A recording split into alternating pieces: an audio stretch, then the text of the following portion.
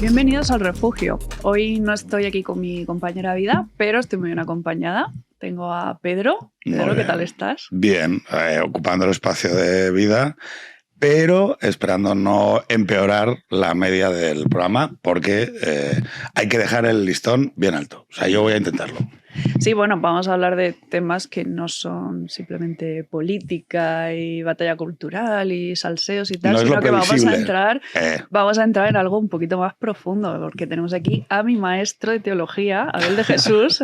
Encantado de estar aquí por primera vez. Muchas y a ver gracias. si la última. Espero que no. Maestro de teología. Es mi maestro. Ya, lo que pasa es que ya pones ahí La palabra maestro, ¿no? maestro, o sea, tiene un ethos ahí, sí. Claro, o sea, es como, no, espera, no me llames maestro porque entonces tengo que, o sea, mejor ir bajando expectativas, ¿no? O sea, Pero a mí me gusta maestro que profesor, fíjate. sí. Profesor se me hace como muy académico. La palabra maestro es como más integral, ¿no? Más ancestral, sí. Más, sí. Lo que pasa es que sí que maestro tiene el rollo de que incorpora el ejemplo.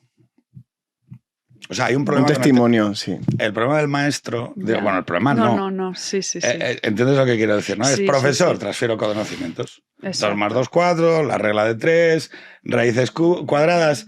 Claro, cuando alguien te dice, y yo he tenido maestros, ¿eh? Sí. Pero no les he hecho el requete putadón de decirle, eres mi maestro, porque entonces ya es como, no me puedo tirar un pedo. ¿Sabes? O sea, claro, o sea, y yo conozco a Abel. Abel, no eres mi maestro. Vale. Entonces, gracias. Digo, yo que le conozco, Supongo. le conozco por las noches. Claro, o sea, él pues claro, o sea, conmigo se puede comportar como no se puede comportar contigo. ¿Entiendes, no? O sea, a ver, sí. tú y yo, tú me puedes enseñar cosas de teología que me las enseñas todos los días. Pero no quiero, o sea, quiero poder seguir saliendo con él a divertirme. A ver, también la categoría de maestro depende del alumno. Quiero decir, depende de lo que el alumno busque, el maestro será de una forma u otra. O sea, yo no busco un maestro perfecto, yo busco un maestro honesto, auténtico. Y ya puede ser por ahí haciendo pecados que diciendo cosas. Mira, yo es lo primero que le preguntaría a Abel. ¿Por qué si el catolicismo se basa en el perdón, tenemos una definición del maestro en lo católico como de un tío que es perfecto o que pretende ser perfecto, cuando yo creo que es una negación intrínseca? Bueno, viene un poco, no de maestro, ¿no? La categoría maestro no se usa dentro del cristianismo así de manera cotidiana, ¿no? Pero sí que ahí yo percibo, ¿no? Unos estándares morales flipantemente altos todo el rato con respecto a los sacerdotes, por ejemplo, con respecto a los agentes de pastoral, con respecto a los obispos y demás. Y fíjate, yo cuando vuelvo una y otra vez al Evangelio, en diálogo con este estándar moral, porque digo, la gente tiene unos estándares morales alucinantes, y me encuentro todo el rato otra cosa en el Evangelio, que eso los católicos pues lo sabemos muy bien, porque leemos a diario el Evangelio. El problema es la visión que el contexto digital proyecta sobre el cristianismo. Y después hay mucho teoplanista por ahí en internet, mucho moralista de la fe, mucho que constituye un grupo que representa una ideología religiosa católica. Es que no es lo mismo ser católico que pertenecer a una ideología religiosa católica. ¿Vale? De la manera que no es lo mismo celebrar un sacramento que asistir a un evento católico. Es que no es lo mismo. Aunque sea un bautismo, ¿eh? Sí. No es lo mismo. Entonces, en ese contexto de la ideología católica, claro, como la ideología no la define la espiritualidad, sino la pertenencia intelectual a un grupo de ideas, que no siempre tienen que pasar por el filtro de la crítica, ¿no? Pero como no define eso y no la... Entonces, la fe como tal, en cuanto a espiritualidad, se sustituye por moral. Entonces, la ideología religiosa católica es un grupo de gente que establece una moral que permite una pertenencia o un sistema de ideas, ¿no? Que es la definición más tradicional de ideología, ¿no? Un sistema de ideas. Ahí tú tienes que poner unos estándares de pertenencia para que eso pueda, ¿no? Funcionar como grupo. Funcionar como grupo. Sí. Y ahí es donde viene la diferencia. De signos. Espera, que concluyo, que es la diferencia entre el evangelio como tal o lo que te encuentras en el evangelio, que te encuentras en los grupos estos identitarios de ideología, que es un poco donde no hay fe, lo que queda es el moralismo. Qué pasada, porque hay religiones que se convierten también en ideológicas. Total. Y ideologías que se convierten en religiosas. O sea, lo que acabas de decir me ha Absolutamente. llamado mucho la atención. Porque la religión tampoco se define por el teísmo. Ni tradicionalmente ni actualmente. O sea, hay religiones que no son teístas propiamente, que no tienen un dios personal, ¿no? Que son más bien filosofías, sabidurías ancestrales y demás, por ejemplo, en Asia y demás. No se definen- Espera. O sea, Confucio y Buda, O sea, no son religiones estrictamente... el Tao. Pero no son religiones estrictamente teístas a la manera que nosotros entendemos el teísmo, ni mucho menos. Tampoco ateístas en el sentido que nosotros... Pero quiero decir que no necesariamente para que sea una religión sea constituida como tal tiene que estar la idea de un dios personal. A eso me refiero. Y por eso se da esos trasvases, ¿no? De el marxismo convertido o asumiendo categorías de la religión, por ejemplo. O el feminismo, ¿no? Que está constituido de dogmas, Sí. que está constituido de una pertenencia, que está constituido también de un culto, ¿no? Hay un cierto culto, una cierta procesión, ¿no? La manifestación feminista es otro tipo de procesión, ¿no? Porque los elementos religiosos son, no olvidemos, antropológicos. Uno va al museo arqueológico, se da cuenta desde que emana la conciencia humana, ya encontramos manifestaciones religiosas, cultos funerarios, deidades, temas espirituales, la belleza que irrumpe en una vasija, ¿no? Lo utilitario da un salto cualitativo, ¿no? Y eso es concomitante al origen de la conciencia del ser humano. Por eso no es de extrañar que ahora, yo qué sé, que encontremos tantos elementos religiosos en cosas que a priori no nacieron como religión. Mira, fíjate, ahí cuando empiezan Baudrillard y Debord y luego Deleuze y compañía, ¿no? Y dicen, bueno, pero ¿cómo podemos salir del sistema? ¿Cómo podemos salir de esta visión judeocristiana que al final es el capitalismo, que al final es el individuo? Y al final el antiedipo lo que viene a decir es que salvo que te escindas como ser humano de la experiencia de la maternidad y la paternidad, no hay salida posible. Y como no hay salida posible, porque no puedes, al final no hay fuera del sistema, ¿no? Y yo pensaba, joder, es un reconocimiento implícito de por qué al final esos efluvios religiosos acaban existiendo y acaban emergiendo. Bien porque se supriman, ¿no? Es que yo creo que es un poco el momento que hemos vivido actual, ¿no? Un intento de suprimir las categorías antropológicas. Y lo que está pasando ahora es que se está produciendo un desborde. Es decir, tú has apretado con todas las fuerzas humanas, ¿no? Con todas las fuerzas tecnológicas del Estado, del poder, de la ideología. Por eso yo creo que, claro, tú aprietas muy fuerte con la ideología y acaba convirtiéndose en una religión. ¿Sabes? Porque de la que haces fuerza en el ser humano y aprietas, la necesidad de trascendencia, la necesidad de conducta religiosa, la necesidad, yo creo que lo hablaba contigo, ¿no? Es, venga, vamos a quitarle las restricciones alimentarias a las cosas. Aparece el veganismo. Vamos a quitarle el martirio, ¿no? El castigo corporal. Aparece los gimnasios. No, y eso es una lectura que hemos hecho muchas veces, porque la Iglesia Católica también tela, o sea, nosotros hemos tenido un proceso interno también de secularización y de esta cierta vergüenza por la religión, y en la Iglesia Católica también estuvo, y todavía hoy, desde los años 70 para adelante, hubo esa cosa de la religión es mala un poco, y se quitó el ayuno, ¿no? Se quitó la disciplina, la penitencia corporal, se quitó incluso la oración, ¿no? En el sentido de la adoración. Y claro, la sociedad rapidísimamente inventó el mindfulness, porque necesitamos inventó el gimnasio, ¿no? Como la nueva penitencia, y el ayuno, bueno, el ayuno intermitente, el veganismo como tal, en la Iglesia Ortodoxa, en la Iglesia Católica, es una práctica que siempre ha estado presente. En la vida religiosa, los carmelitas descalzos, que fue la congregación a la que pertenecí, tradicionalmente... ¿Estaban descalzos? Sandalias, o sea, una descalcez de calcetines, digamos. Sí, o sea, iban con sandalias. Iban con sandalias, pero sandalias en la nieve, lo cual resulta bastante poco útil, ¿no? Que sí, tú ibas siempre con sandalias, de alguna manera. Vale, guay. Y la cosa es que esta penitencia, lo de no comer carne, las constituciones, en la regla del Monte Carmelo ponía no se come carne, salvo que estés de viaje, te ofrezcan y son alimentos aderezados con carne, bueno, pues te la comes, porque es lo que hay. Pero que en el convento tenían un modo de vida, digamos, vegetariano. Eso se abandonó en los años 70. Dijo, va a ser vegetariano, que esto es una cosa antigua, no sé qué. Sí. Pum, toma veganismo social. Pum, toma el no sé qué. Y dice, hubiéramos permanecido siendo significativos a nivel cultural si no hubiéramos abandonado aquellas prácticas de las que nos avergonzábamos. Los camitas, por seguir con el ejemplo, los camitas descalzos tenían 2 horas de oración mental al día, de silencio, ante el sagrario ahí. Pero sin nada, sin cancioncitas, sin... No, estar ahí en silencio. Como acto de lo de el amor centrante, la advertencia amorosa de San Juan de la Cruz, mucho que tiene que ver con la atención, con la fijar la atención. ¿Puedes explicar lo de la atención y la...? Sí, Santa Teresa hablaba de... San Juan de la Cruz hablaba de advertencia amorosa y Santa Teresa definía la oración como a partir de la mirada. Mire que le mira, le decía a sus hermanas, ¿no? O sea, mira que la mira, que Jesús te está mirando. Es como esa conexión de miradas en el lenguaje del amor. Eso es estar ahí en la oración mental.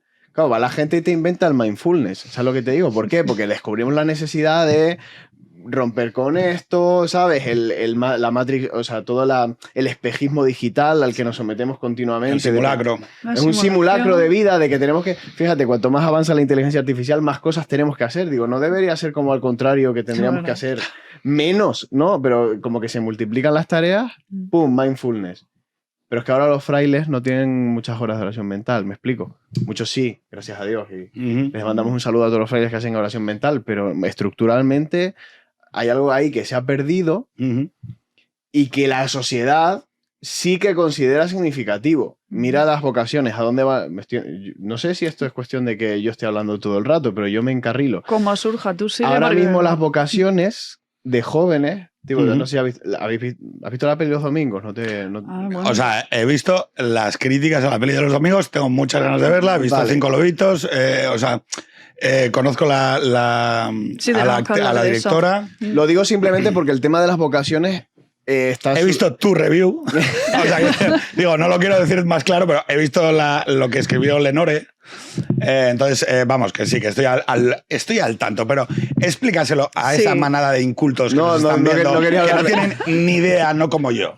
No quería hablar del tema de los domingos, sí que quería hablar del tema de las vocaciones, que está de moda y tal. Y sí que quiero decir una cosa, ¿dónde están yendo las vocaciones ahora mismo? Y desde hace 15 años o 20 años, ¿dónde están yendo? Y no están yendo a los conventos más abiertos. Sí. No están yendo a los conventos que tienen más móviles. A los más contradictorios con el mundo moderno. No están yendo a los conventos que te permiten ir todos los fines de semana a tu casa. En camiseta, tal. No. Están yendo a donde existe una verdadera clausura, donde hay una abstinencia digital, donde hay una identidad de hábito tradicional, donde la reja está más gruesa, ¿sabes? ¿Por qué? Porque sentimos de nuevo esa necesidad tremenda de romper con una inercia, ya no sé cómo llamarla. Mundana. O sea, yo como no entiendo la vocación, o sea, como no he tenido nunca la experiencia de la fe, la vocación, yo creo que ya lo hablamos en una conversación que tuve con Abel, me resulta extravagante, ¿no? Porque a mí el mundo me gusta de cojones. O sea, sí que me produce extrañeza, que entiendo también tiene una función, ¿no? La de la vocación de retirarse del mundo, del monasterio, de la abadía, puede ser. Depende, sí, ¿no? Monasterio, convento, abadía. Claro, y podrías decir, ya que eres el maestro teólogo de referencia, Obi-Wan, claro, yo las comunidades religiosas más o menos ya les voy pudiendo poner el carisma y sabiendo un poco de qué van cada una y tal. Diferénciame convento, abadía y monasterio. Bueno, el convento va sobre todo... O sea, también está la casa religiosa. Es que hay como muchas... La casa religiosa donde están los religiosos, ¿vale? Que son las típicas congregaciones que no llevan hábito, ¿sabes? O que sí llevan hábito, pero bueno, estoy simplificando mucho, pero tipo, yo qué sé, las casas religiosas, donde viven los salesianos, pues no es un convento. Donde viven los paules, pues no es un convento. ¿Por qué? El convento se define o está más relacionado con la vida mendicante. Entonces, es una comunidad, un pequeño cenáculo, un pequeño, no sé cómo explicarlo, unas ermitillas que se juntan. Cuando ya los ermitaños ya quieren vivir juntos, ahí se forma un convento. ¿vale? Sería Vale. un poco eso. No, está Entonces, bien. O sea, tienen su explícalo. celda, no tienen habitaciones, tienen celdas, no tienen comedor, tienen refectorio, no tienen recibidor, tienen portería. Es decir, que el convento está muy bien estructurado, tiene unas categorías muy tradicionales y tiene una cierta espiritualidad. ¿Y ahí Está se puede pensa- visitar o...? Los conventos suelen tener una parte de clausura, Ujú. pero no esta clausura papal de los monasterios de clausura, que es sagrada, que tiene doble reja. ¿Me explico? Es Sí, una vale, vale. clausura mucho más apostólica, Vale. mucho más mendicante, de que sales a pedir dinero, la gente viene, hay obras de caridad dentro, suelen tener una capilla donde la gente participa en la vida litúrgica y los frailes. Hay una mayor interconexión, aunque tengan su espacio reservado para ellos. O sea, que el convento está hacia afuera. Está desdoblado. Comunica. Comunica, sale. En cambio, el monasterio, sí, un poco dejar eso, pero no quiero enrollarme, ¿vale? O sea, No, vale, porque vale. también el monasterio tiene una vida como así. Pero el monasterio es hacia adentro. Vale. Es sólido. es Tienen muros, estable. ¿no? El monje, que es el que vive en el monasterio, veis la raíz común de las palabras. El monje, como tal, construye su vida sobre la solidez de la estabilidad. Vale. Se une al monasterio. Y es como hacia adentro. La monja, como tal, toda su vida es profundizar hacia adentro, encontrar la presencia de Dios que habita dentro del monasterio, dentro de ella. El monasterio son ellas mismas.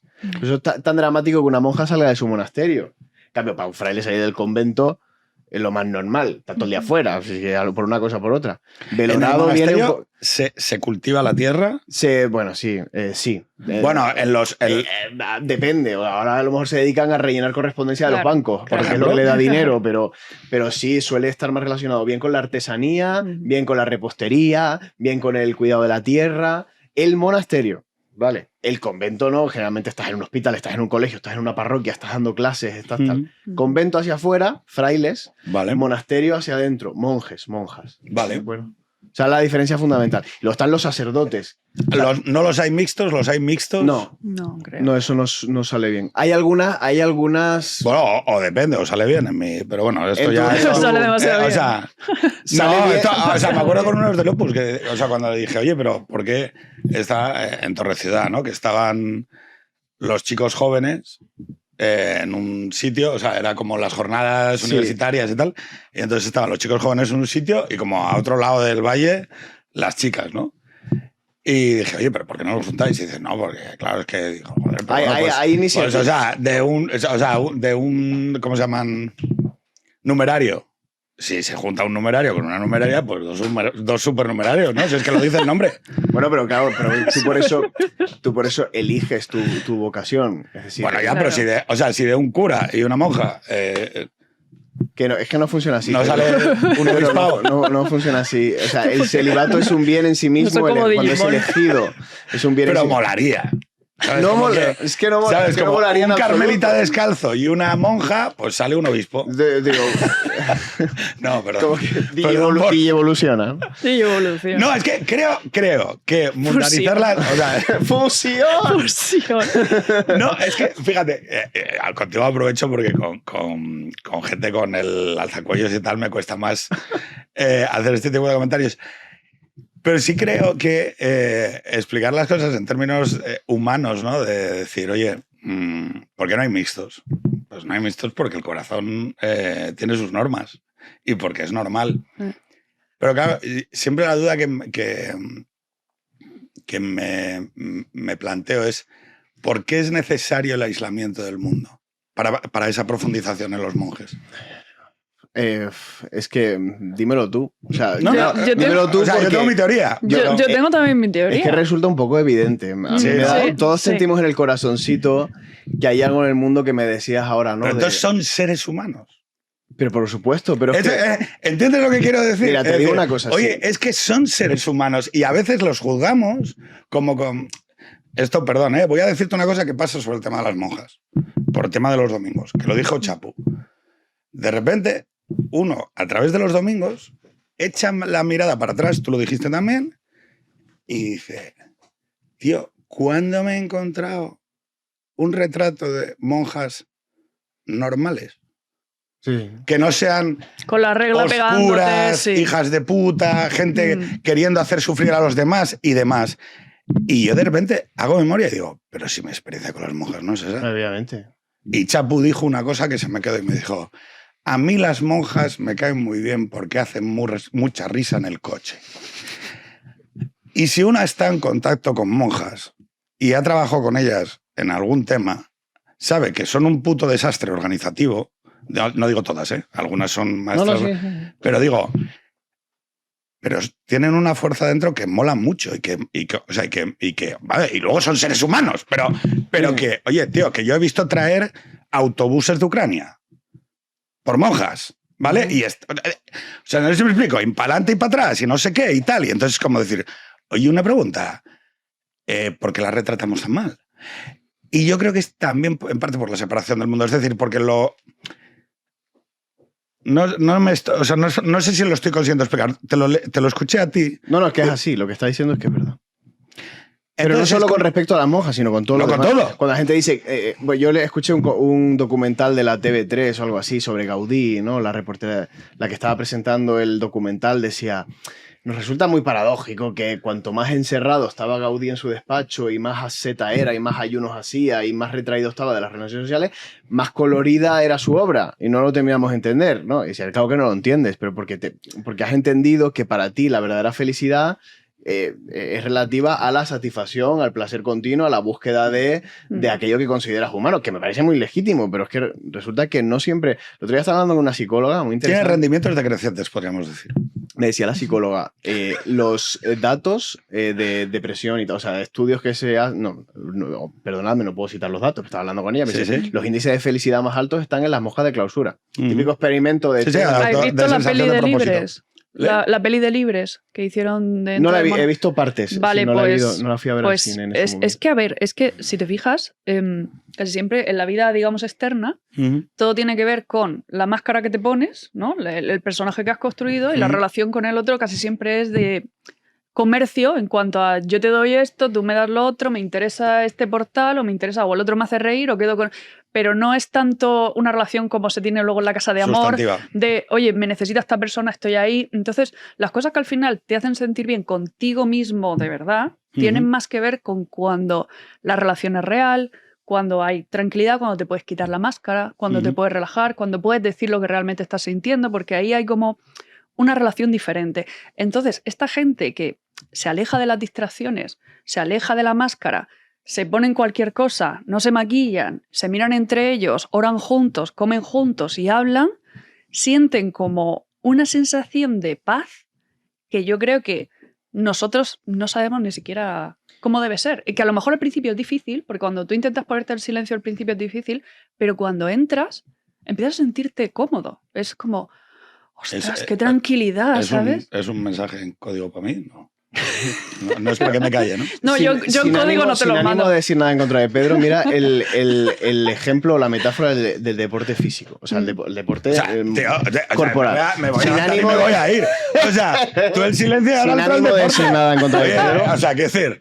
O sea, cuando... A ver si tenéis hijos. No. A ver si tenéis hijos. Dale. Club de la lucha. ¿Has visto qué bien tengo el pelo hoy? Oye, ha adelgazado un montón, ¿eh? Sí, te lo iba a decir. Y el pelo está estupendo. Antes te lo iba a decir, te lo prometo. Está estupendo. Iba a decir que es muy fácil verlo a nivel fisiológico cuando uno se cuida y hace ciertos sacrificios a nivel físico. Es obvio que tu cuerpo se ve mejor, tienes una mayor forma física, subes las escaleras con más aliento, ¿vale? Ahora vamos a extrapolar eso al ámbito espiritual.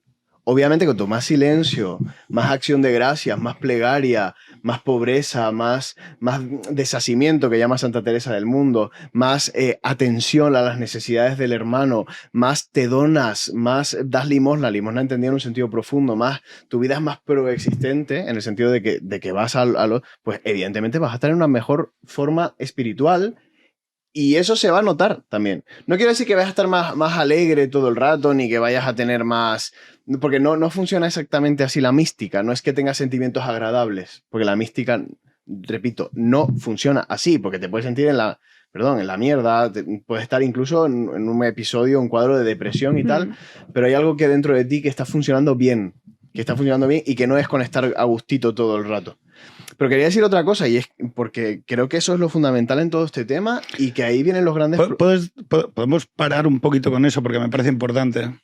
Y me ¿Qué es? guardo el misil Sí, para después. Sí, por favor, porque yo creo No que se me olvida, lo tengo aquí lo de apuntado. no es estar a gustito. O sea, yo creo que hay un tema que es la huida. Total, el escapar. Total. Es no quiero estar mal. Yo tengo convulsiones, ¿no? Cuando tengo un pensamiento, o sea, por cómo funciona un poco esto de la memoria y los recuerdos y tal, yo cuando tengo un recuerdo que emerge en mí, que me da una sensación profunda de incomodidad, convulsiono. Me ha empezado algo parecido también. Convulsiono para sobrecargar el cerebro y empujarlo fuera. Sí, Hostia. sí. Sí. Sí, a mí me pasa Es, algo. es un, es un mecanismo de Yo tengo defensa. tics de pensamientos que no puedo soportar en ese momento y me pasan cosas en la cara. Claro. Sí, tengo como una tensión facial muy fuerte pero lo hago incluso si estoy hablando con, ¿sabes? Sí, sí, Estoy sí. esperando el autobús, lo que sea, me pasa. Sí. Yo Y creo que vivimos cuando- así. Vivimos Exactamente. así, sí. O sea, yo, por eso cuando... Es que quería volver un poco a este tema de decir, la profundización, ¿no? Es esa idea de voy a integrar todo, voy a ser capaz de mirarme a mí mismo, de los pies a la cabeza, a mi pasado, a lo que he hecho, y voy a asumir la vergüenza. O sea, no lo voy a... O sea, por eso me parece muy importante lo que decías tú, que es no, y lo voy a superar como, no, Prepárate. porque igual, o sea, digo, igual hay cosas que te dan vergüenza y que es bueno sentir vergüenza. O sea, Y que es bueno sentir tristeza y es bueno, lo dice San Juan de la Cruz, entrar más adentro en la espesura. Exacto. Entrar más dentro en la oscuridad. La noche oscura San Juanista va un poco por esta mierda te la vas a tener que comer si quieres llegar a ti mismo, Sí. que es donde habita Dios, a la última morada teresiana, ¿no? Si quieres llegar al fondo de esto, va a tener que pasar mucha noche. Porque aprendemos a extirpar de nosotros, a mí me pasa, ¿no? Yo, no me viene bien ahora estar triste, la verdad, ¿qué quieres que te diga? Me siento solo, venga, a ver TikToks Sí. hasta que se me caigan los párpados. o sea, pastillas. o lo O que sea, yo, pastillas. cada uno sabrá, pero sí hay algo que tú sabes que vas a hacer que es, y no es precisamente quedar con tus amigos, tal, que eso estaría muy bien. No, es evadir a través de algo artificial, externo, una conducta recurrente o viciosa que te permita tapar. San Juan de la Cruz, de nuevo, usa la analogía de las profundas cavernas. O sea, las profundas cavernas del sentido, ¿no? Habla él. Y cuando habla la prosa, recomendándole la estrofa, dice, es que somos cavernas infinitas, capaces de infinito vacío. Y lo que hacemos es poner cosas a la entrada de la gruta, ¿sabes? Para que nos dé la sensación de que está llena. Y entonces pasamos así. Pero el vacío interior sigue. Entonces tiene que entrar alguien que llene y solo el amor de Dios, esa luz. Entonces las oscuras cavernas del sentido, que estaba oscuro y ciego, ahora, ¿cómo es? Las lámparas de fuego, calor y luz dan junto a su querido, o algo así. Las lámparas de fuego son esta gracia de Dios o esta verdad sobre nosotros mismos, que está... O el que son espíritu, el incluso. espíritu, ¿no? La llama que viene, arde, y entonces todo tú eres luz, ¿no? Santa Teresa diría, se caen las telas, las lonas del castillo interior, de las ventanas. El sol está brillando siempre, pero no entra porque está oscurecido con una negra pez, ¿no? En las ventanas no entra la luz. Sí, pero eres un palacio de cristal. Entonces lo tapamos para que no nos dé esa sensación de que está esto tan vacío. Está esto tan vacío. Y aquí era lo que quería decir antes, que se nos olvida un factor fundamental. Y aquí viene el problema con el mundo de la cultura actual a la hora de juzgar estas películas y a la hora de juzgar a Rosalía, porque ahora todo el mundo dice, no, Rosalía es puro marketing, no hay nada detrás, a pesar de que ella siempre ha estado en el mismo mood. Pero bueno, y no nos damos cuenta de que Dios existe. ¿Sabes? O sea, si tú no crees que Dios exista, evidentemente vas a tener que dar una serie de explicaciones. Estaba leyendo un artículo de la revista Fotogramas comentando la película de los domingos.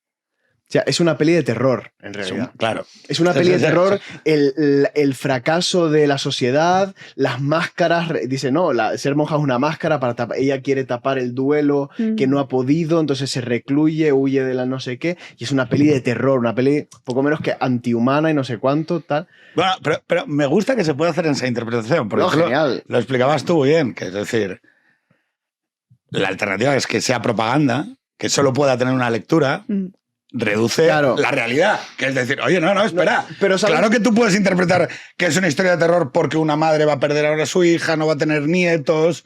O sea, digo, Sí, sí. me parece bien que se cuente. O sea, que haya alguien tan chiflado como para pensar que es una peli de terror, porque no es Sor Citroën. No sé si me explico. Ya. Sí, pero A ver, no- hay una cosa interesante también, que es que la huida, igual que puede ser hacia adelante, quiero decir, en el mundo exterior, puede ser también el convento. Quiero decir, hay algo de verdad casi siempre en toda la información que nos llega Ujú. de alguien que nos está contando algo, hay algo de verdad. Hay que saber encontrarla. Entonces, detrás de esa máscara de terror que muestran, hay una realidad que pasa mucho, por ejemplo, en los budistas, que es que parece que niegan el mundo, en lugar de querer transformar el mundo, lo niegan.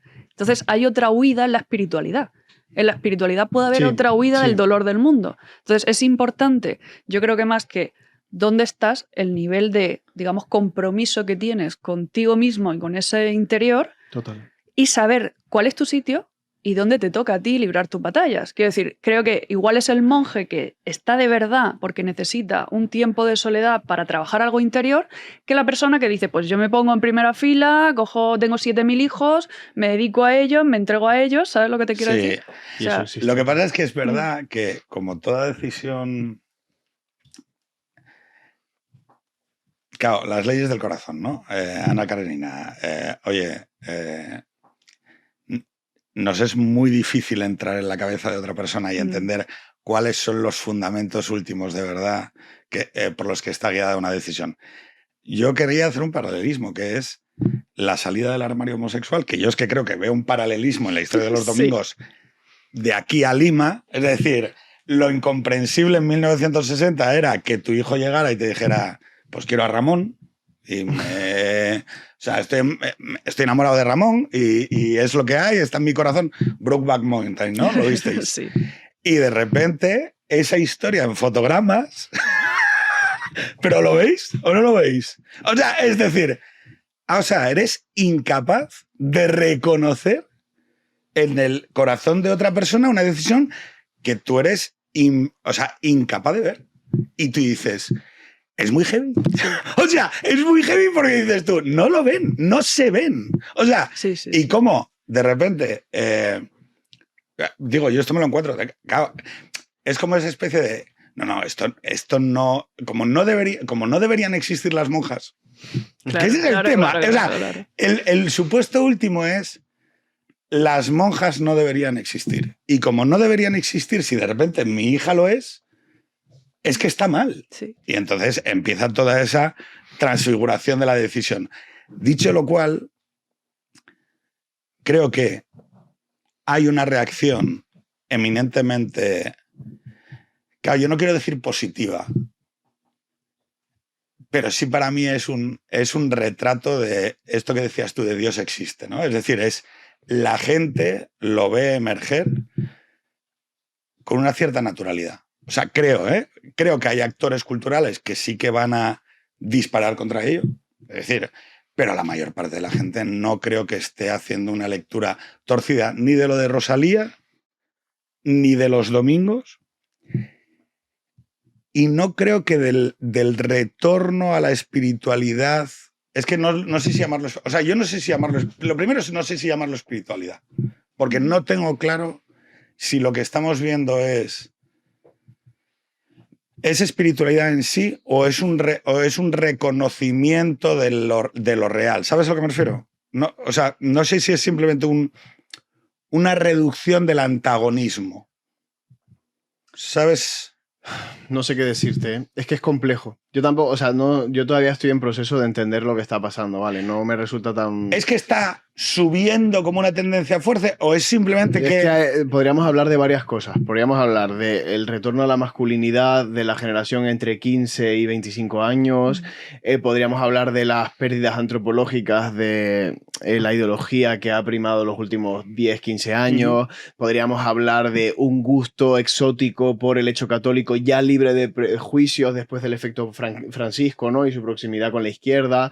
Podríamos hablar de, yo qué sé, lo lejano que queda el pasado de la represión moral propia del franquismo. O sea, hay como una serie de factores que no son reducibles todos a una sola cuestión. Entonces creo que es complejo. Creo que es complejo. Yo en los chavales sí que veo que primero es la vuelta a la masculinidad, la vuelta a la familia, la vuelta a la patria, la vuelta a tener una casa, Pertenencia. la pertenencia, Comunidad, arraigo, sentido. patria y demás, y luego se añade el interés religioso como constitutivo de ese nuevo ideal de masculinidad. Es decir, la De iglesia, identidad, sí. en la tradición católica, frente al Islam como amenaza demográfica y cultural. Eso. Yo creo que en los chavales de 15 años está funcionando eso.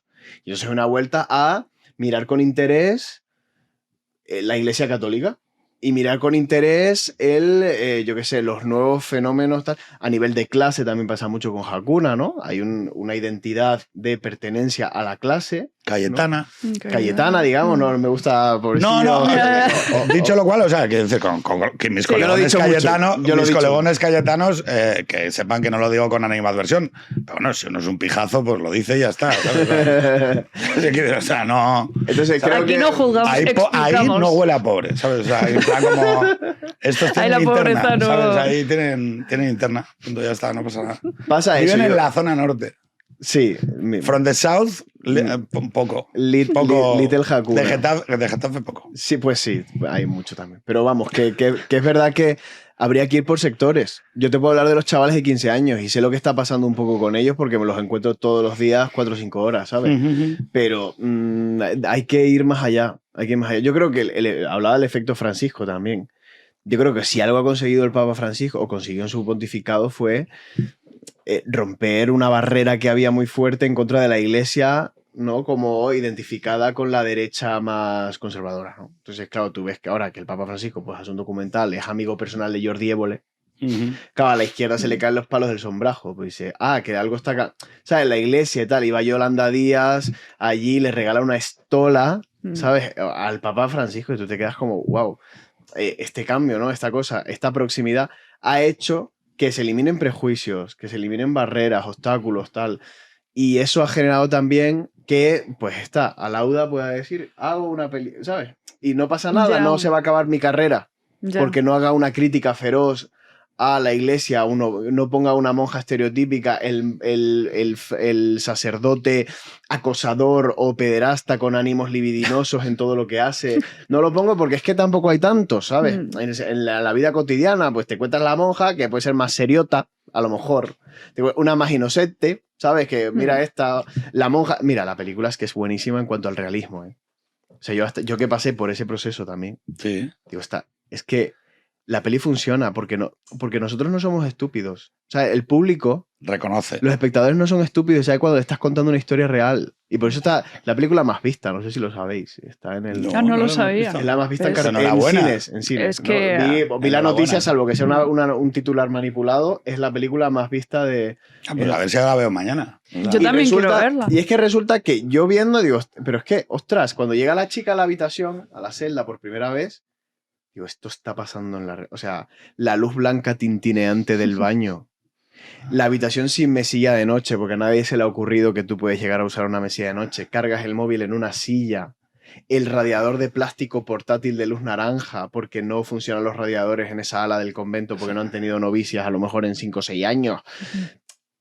Todo es genuino. Es genuino. Si metes un antagonismo fuerte ahí, metes un estereotipo, se te cae la película y no la va a ir a ver nadie porque es como, encima que la peli es de temática aburrida, me ponen los mismos clichés de siempre y no conectas con el espectador. El problema es que conecta con el espectador porque te genera una genuina curiosidad de ir viendo qué está pasando porque te puedes llegar a sentir como que eso es una propuesta real desde el punto de vista narrativo y cinematográfico. Es que quizá lo que yo hacía una analogía con la película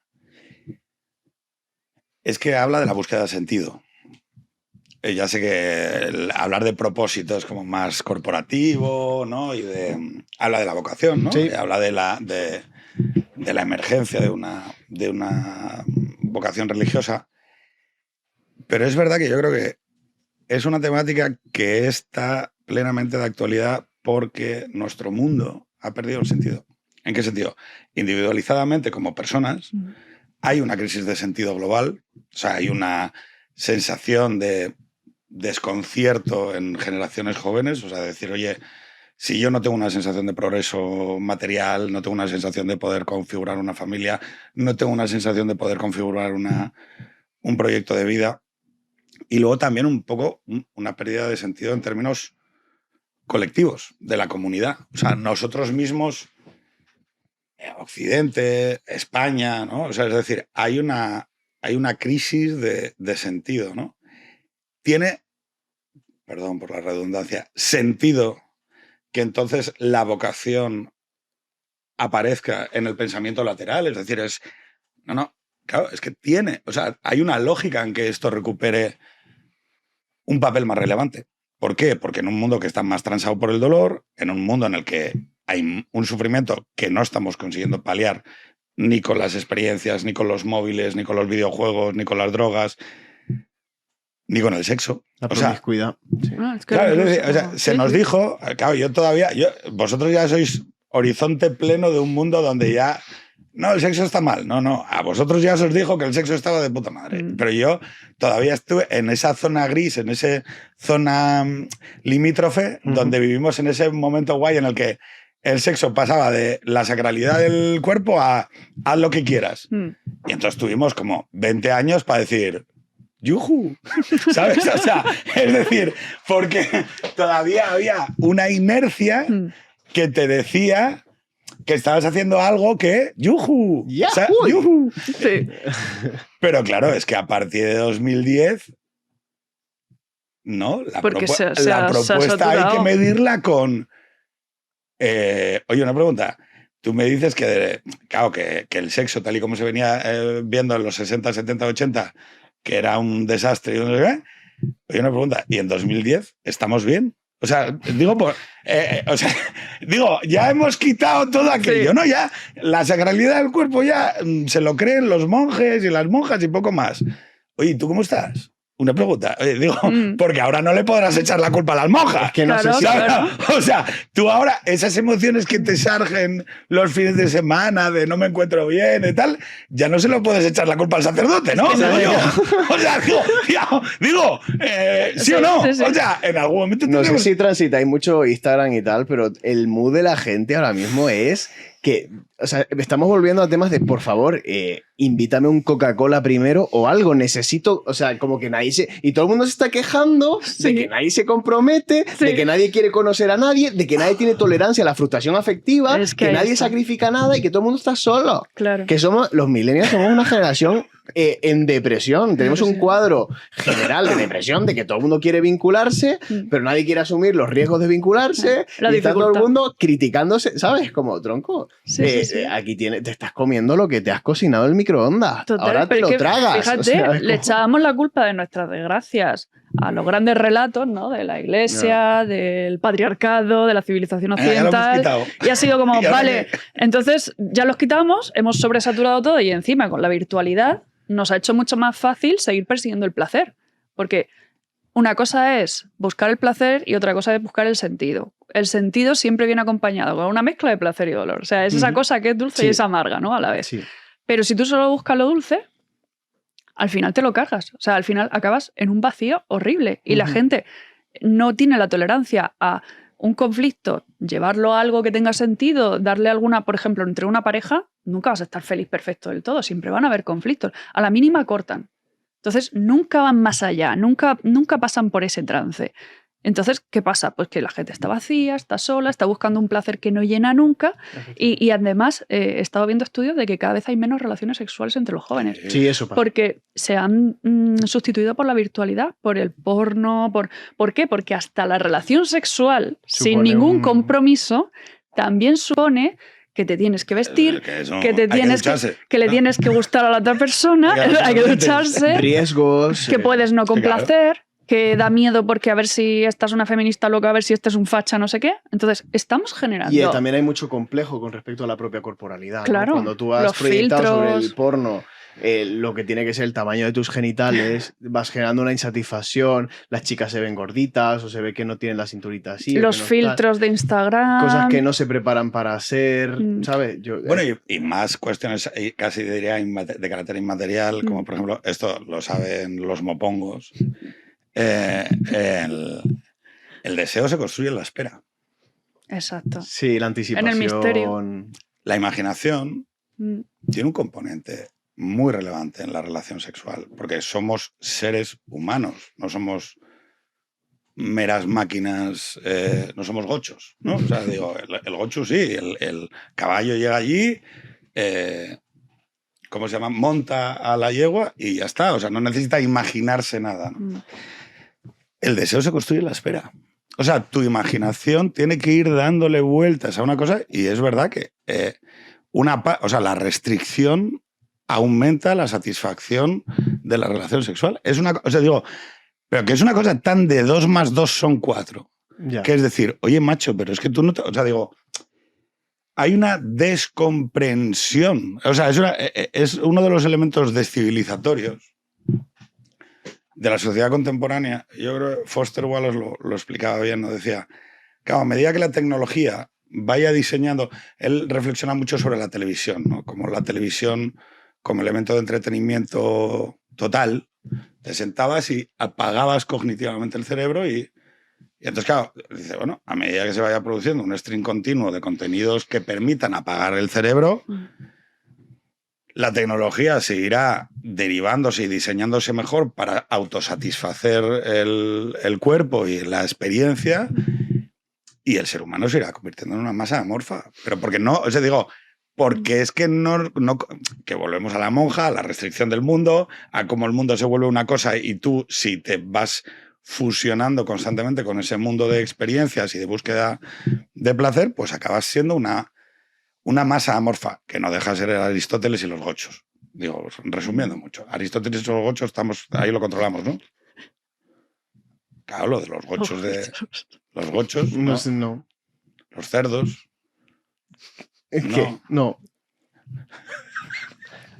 No. Explica se puede tu vivir como un gochu, comiendo... ¿Por qué lo llamas Un gochu? gochu. ¿No? Es que Los cerdos, es en asturiano. Vale. Gochu es cerdo en asturiano. Claro, es que... Me voy a poner la mano aquí, breve, ¿vale? Para escucharte con mayor atención. Los gochos son los cerdos.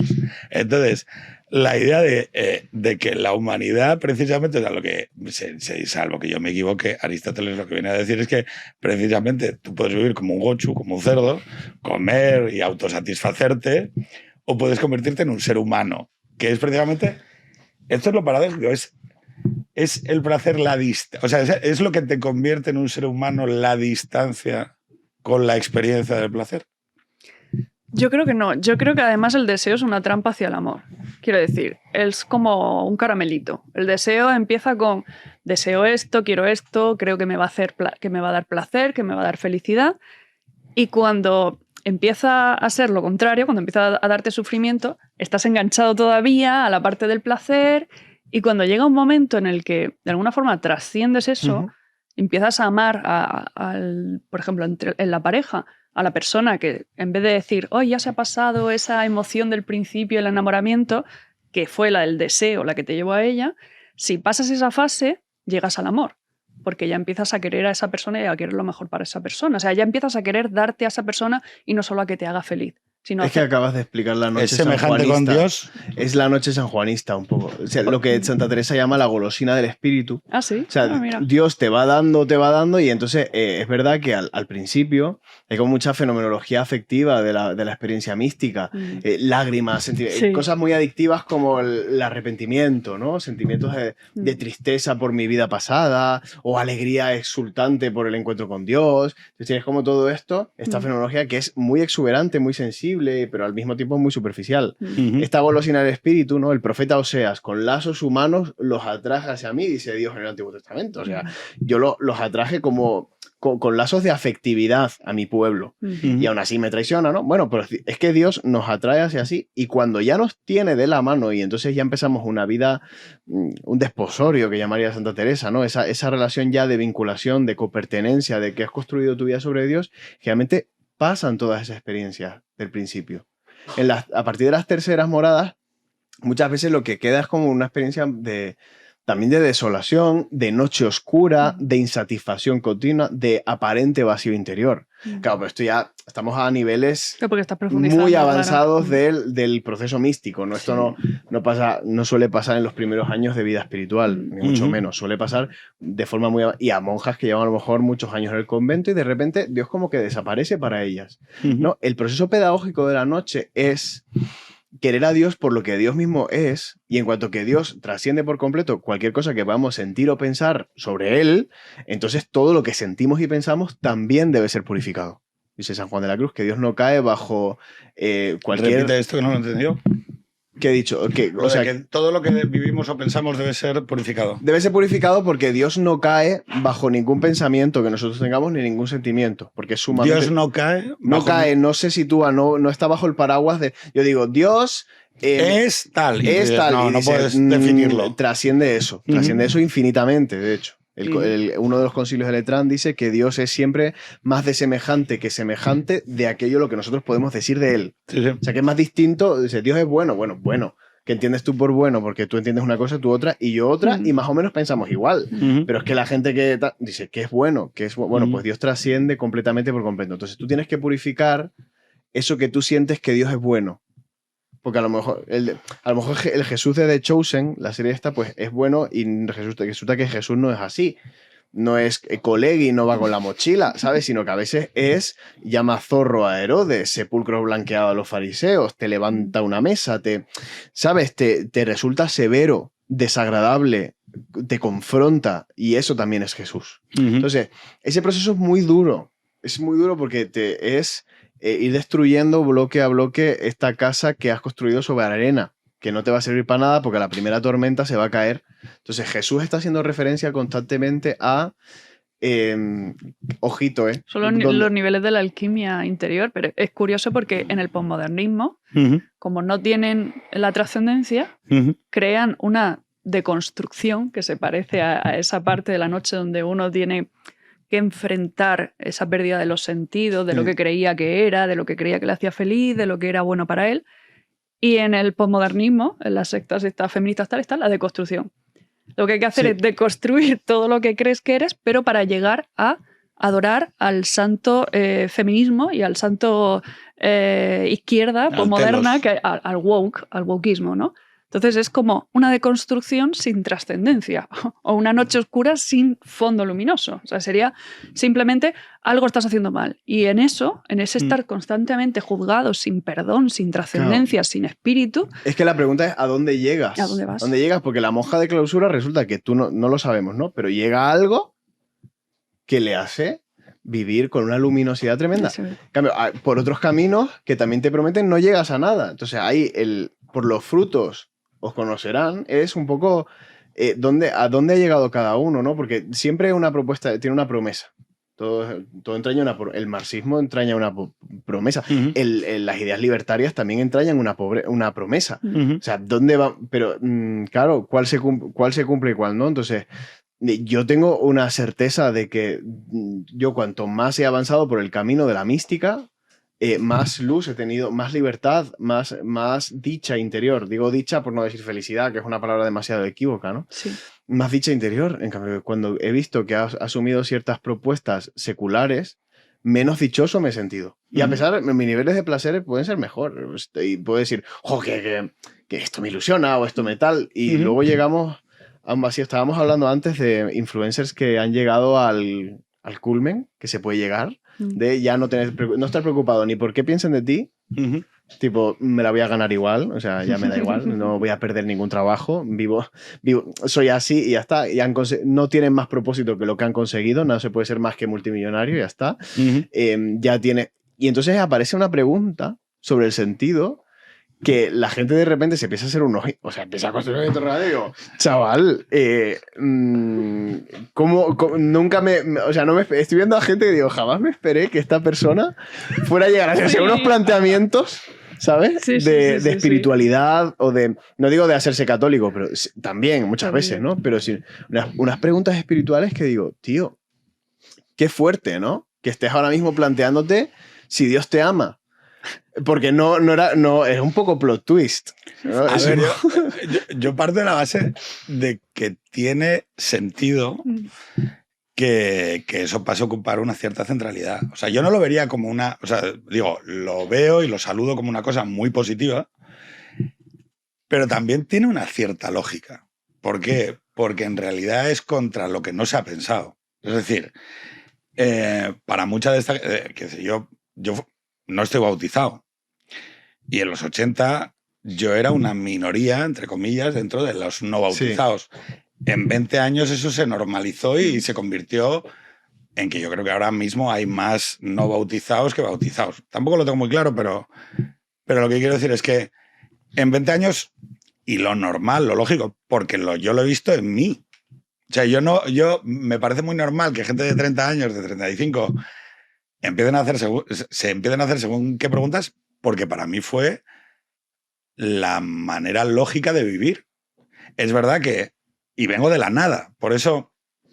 Bueno, de la nada, de un entorno culto. O sea, mi padre no era anticlerical, pero era un tío con una cultura muy profunda y, por lo tanto, la religión estaba dentro de esa cultura, ¿no? Yo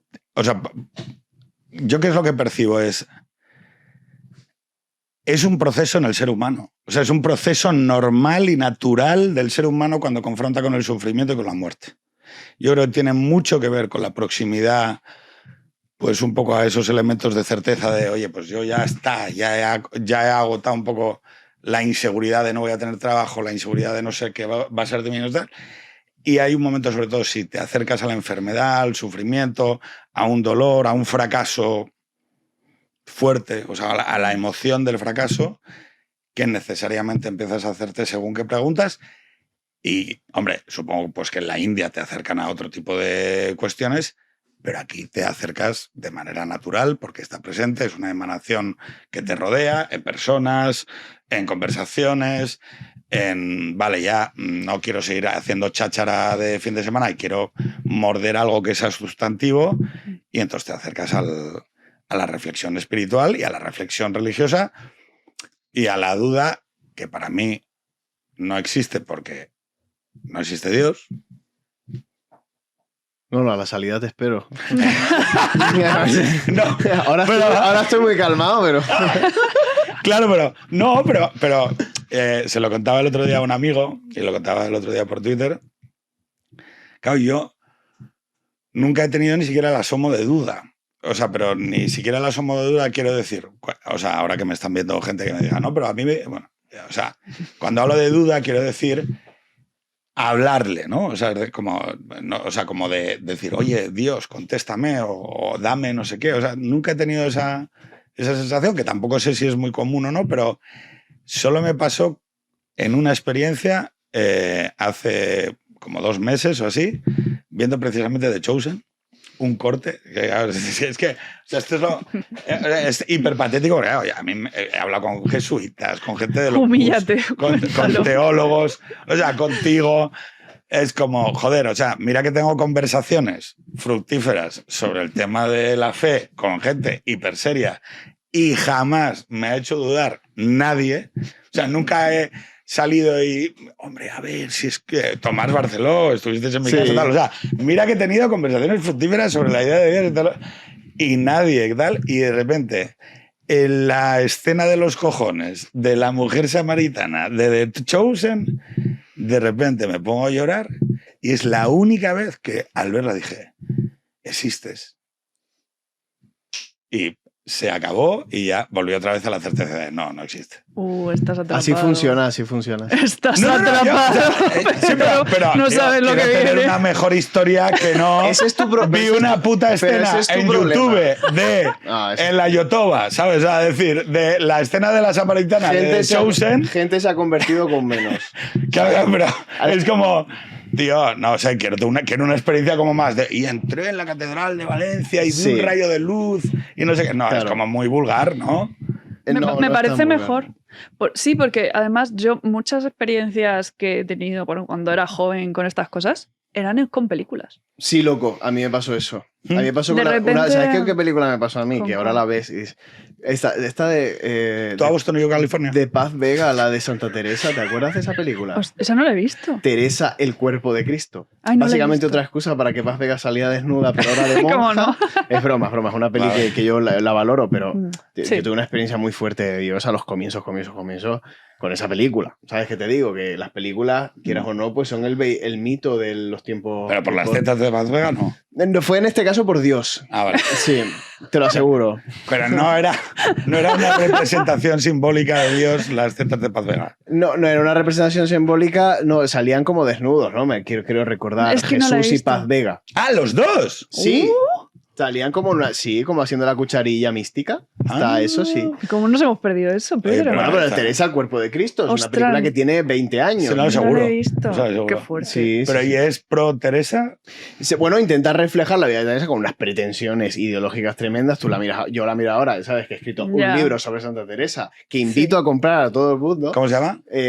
O sea, es Teresa de Jesús. Es la Tu vida- libro se llama Teresa Teresa de de Jesús. Jesús, muerte y vida. Lo pueden encontrar en, En San Pablo. en Amazon. Está. En Amazon. En Amazon. ¿Cómo se nota que es canario, eh? Amazon. Amazon. Amazon. Ahí lo tenéis. Y entonces lo ves ahora y dices, vaya mierda. Pero es verdad que Dios se vale de cualquier cosa para mover nuestro... Esto que te habéis de los lazos de amor. Con lazos de amor los atraje hacia mí. Pero es que a veces tenemos la gente al otro lado de la... O sea, tiene unas expectativas sobre qué es la conversión que tiene que haber o bien efectos especiales o un nivel de sintonía de yo es que ya experimenté la sintonía.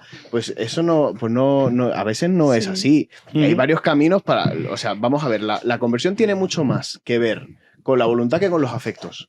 Como pasa en el matrimonio, como pasa en las relaciones, la voluntad. Yo pongo la voluntad en el otro. Y una vez que pongo la voluntad por el otro, después todo lo demás se ordena. La afectividad, el pensamiento y demás.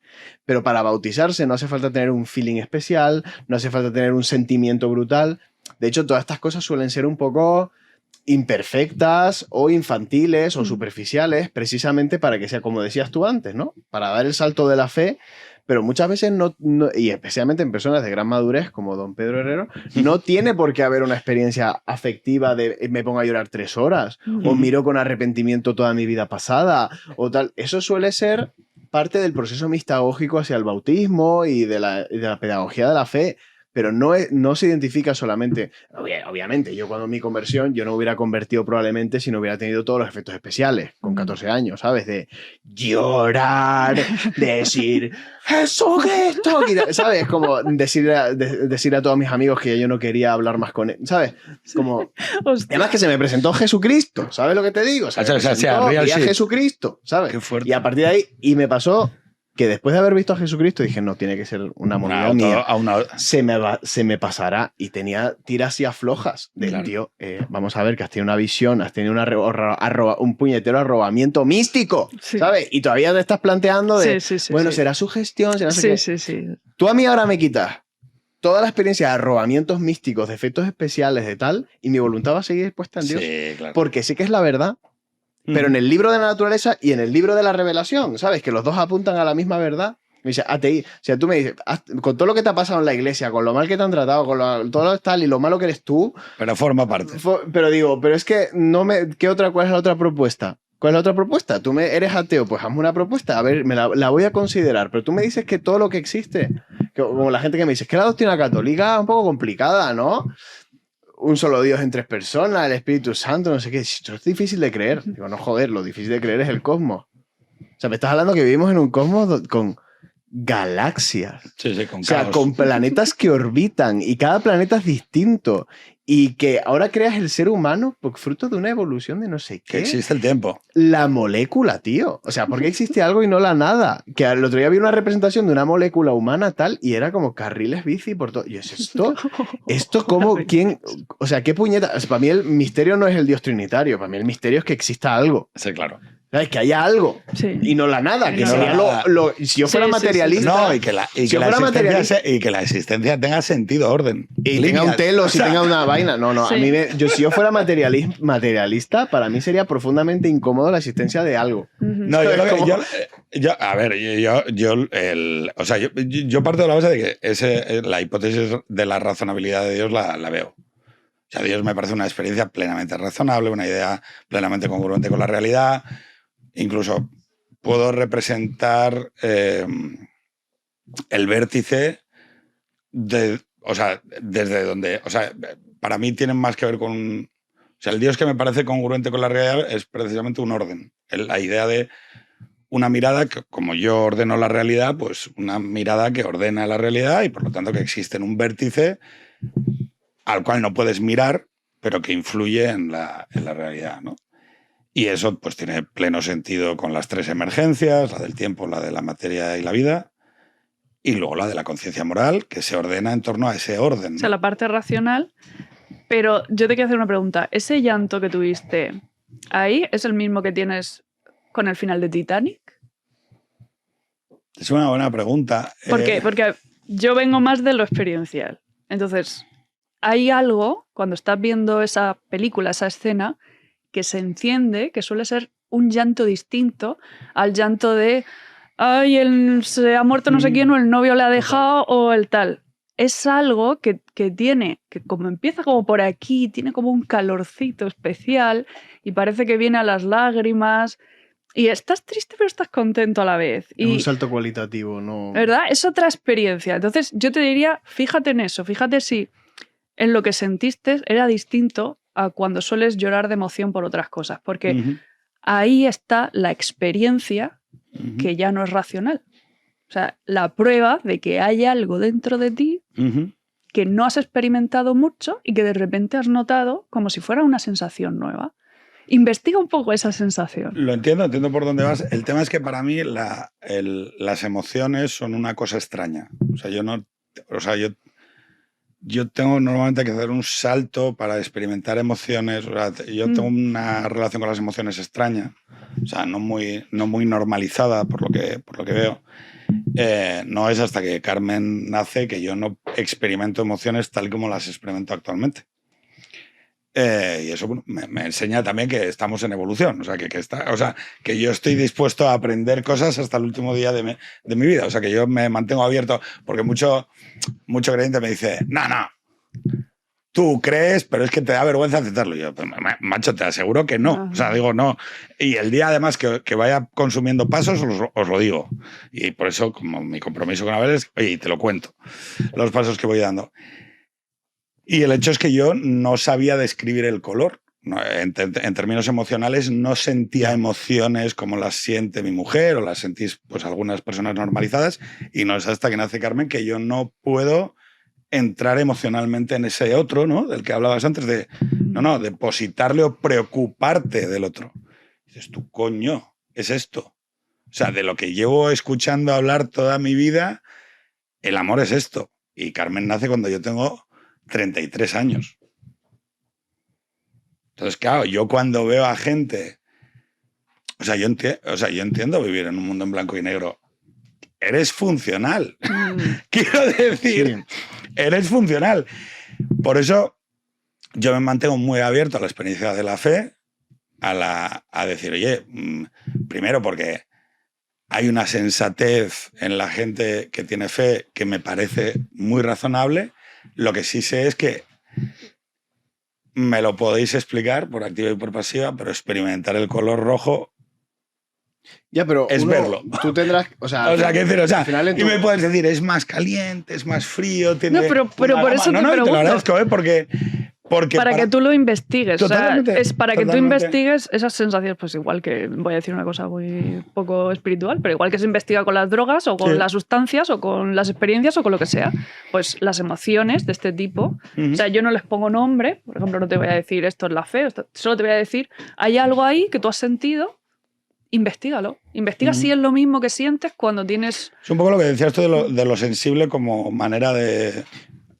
Completamente superficial también. Entiendo como puerta de entrada. Es un quicio. Sí. Es un quicio. Y luego el quicio va conduciéndose a otros sitios. O sea, intento ponerme en tu lugar, de verdad, porque es como es como intentar saber que existe una realidad del color rojo sin verlo, ¿no? Es como tener el transistor roto, pero en realidad es que a la hora de tomar una decisión, ¿no? ¿Me bautizo o no me bautizo? Es que en el fondo no es determinante. O sea, yo es que no siento, bueno, no siento, no percibo que esto tenga tal, o no he sentido nada cuando me he bautizado, sí, pero es que has tomado una decisión en conforme de, ¿tú crees que existe el color rojo? Digo, pues sí, todo el mundo, pues me parece razonable que exista el color rojo, entiendo que tengo un límite para ver el color rojo, existe, y entonces la decisión, desde el punto de vista cognitivo, afectivo y existencial, tú tomas la decisión por el color rojo, perdonadme el ejemplo, ¿no? Sí, sí, Entonces, sí. claro, para mí es curioso eso, y muchas veces me planteo, porque la pregunta más difícil del cristianismo, realmente para mí, como teólogo, es ¿por qué gente queriendo creer en Dios, no cree? Correcto. Gente de buen corazón y buena voluntad Bueno, que quieren creer en Dios y no creen. Dice, ¿te puedo decir mi explicación? Venga, por favor, a ver si... Porque yo es una... O sea, para mí, más que el mal, más que todo, está esa. Yo parto de la base de que es una circunvalación del... O sea, claro, yo tiendo a explicarlo todo en términos materiales, porque es la manera en la que mi lógica y mi razonamiento me permite ponerle el nombre a las cosas, Sí. aunque no pretenda terminarlas, pero me dice, si no es así, creo que se le parece, ¿vale? O sea, y es la idea del ritmo, la existencia del ritmo cósmico. Es decir, si yo hago así,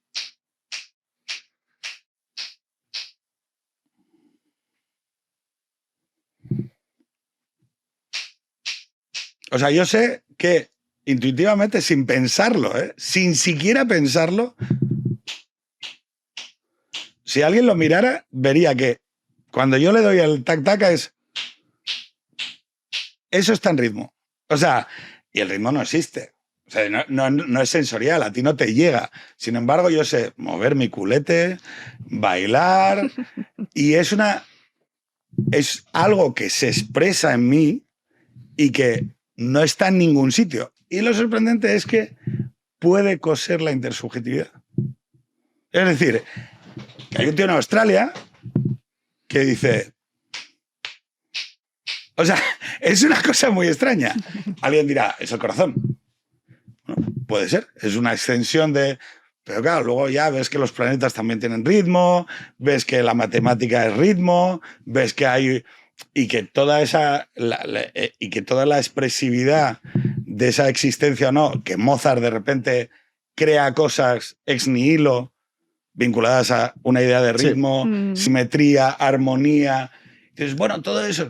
Bueno, yo tengo la sensación de que hay personas que tenemos una sensibilidad capaz de tocar o inducirnos hacia ese ritmo, y hay otras personas que tienen una sensibilidad, y no sé si es una subrutina del cerebro que permite un cálculo intuitivo, pues parecido al estado de flow de un surfista que sabe por dónde va la ola. O sea, un surfista no está pensando, un surfista extraordinario. O sea, cuando llegas a lo sublime, tú dices, es que la ola va para aquí, es que no estoy ni tenso, no estoy ni pensando, estoy simplemente moviendo mi cuerpo alrededor de las personas que roban balones.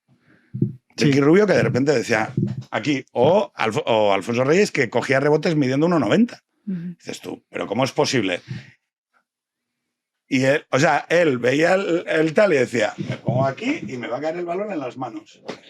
Y creo que esa subrutina, que no sé lo que es, puede ser una... Claro, joder, y que es común y es humana, ¿eh? O sea, está en el ser humano. Pues, por ejemplo, la idea de la geometría o la elevación, ¿no? La idea simbólica de tú subiéndote a la cruz, o sea, la idea de Dios subiéndose a la cruz. O sea, hay un conjunto de ideas que me parece que permiten la inserción como de un código fuente. O sea, es como si tú emitieras una programación en el cerebro de determinada gente y la fe permitiera la respuesta a dilemas morales en salto intuitivo con una certeza de esto es lo correcto. Es que... En ausencia de datos. Y tú dices, tío, no, hay que dejar la esclavitud. Y tú dices, pero ¿cómo cojones se le va a ocurrir a alguien que hay que dejar de tener esclavos, colega? Digo, mira, esto es propiedad mía y esto también. O sea, digo, pero ¿por qué voy a dejar de tener esclavos?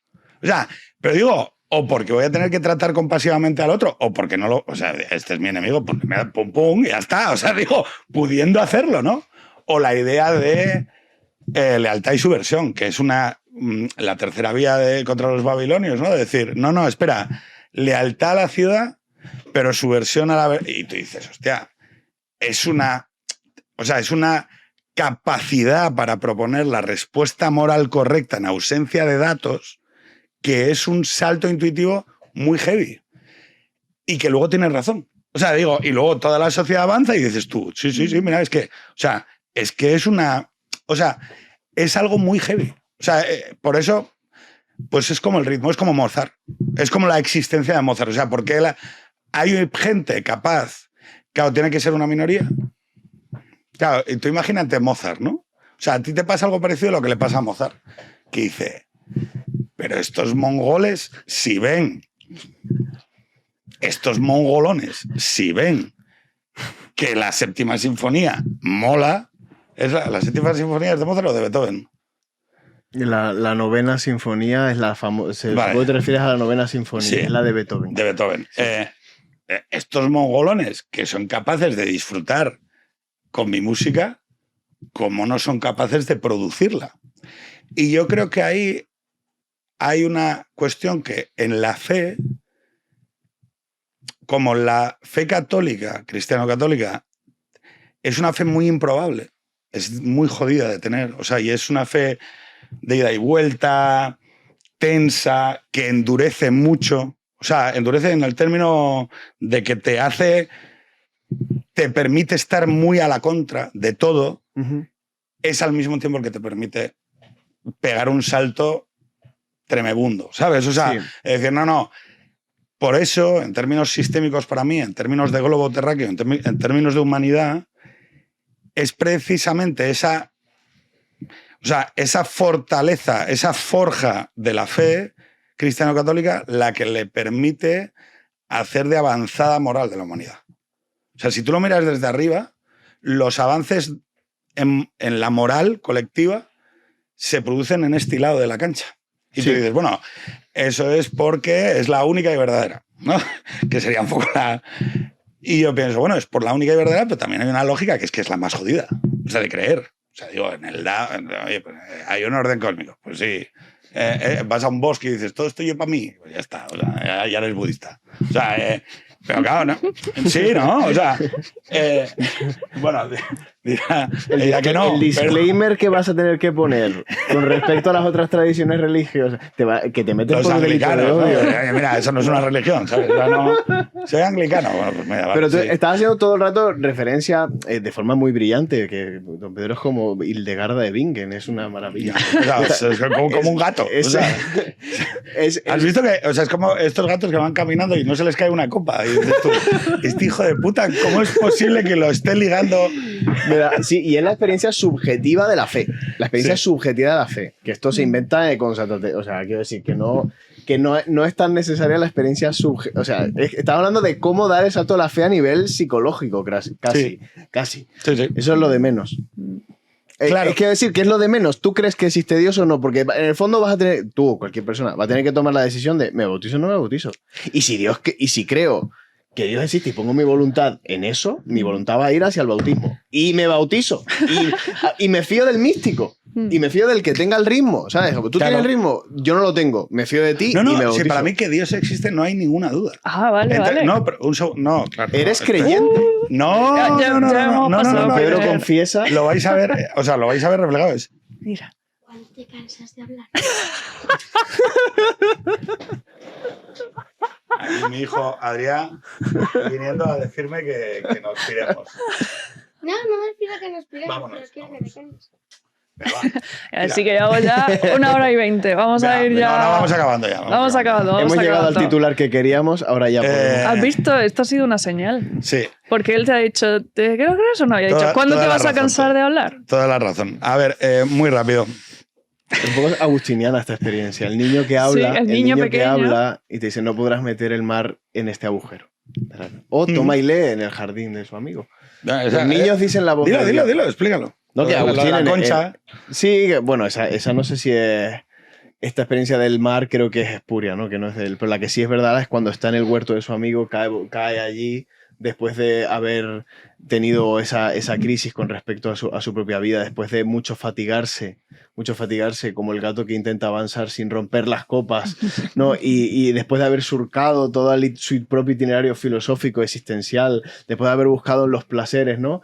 Recibe la voz de un niño que le dice, cógelo y léelo, y abre por San Pablo, y es la referencia a Jesucristo como plenitud, y entonces haya descanso, Agustín. Y luego podrá escribir, tarde te amé, ¿no? Porque belleza tan antigua y tan nueva. Tarde te amé. Siempre estuviste conmigo, pero yo no estaba contigo. Y bueno, pues belleza tan antigua y tan nueva, tarde te amé. Entonces, él hace ese lamento por no haber estado en... Pero que al final no... Uno descubre un cierto cansancio al margen de que no, vale, no llegarás a Dios, pero Dios llegará a ti tras el cansancio de haber intentado buscar una verdad que no podías, que no te permitía descansar. Y ahí se produce el milagro de la fe, que a veces tiene poco de efectos especiales y mucho de descanso en el espíritu al final de un largo y tortuoso camino. Pues yo no lo podría describir mejor, yo lo dejaría ahí. Yo creo que no O sea, yo creo que sí, ¿no? Pues damos un aplauso, ¿no? Venga, vamos a dar un aplauso. Nos dimos un abrazo, ahora nos damos un A los aplauso. niños.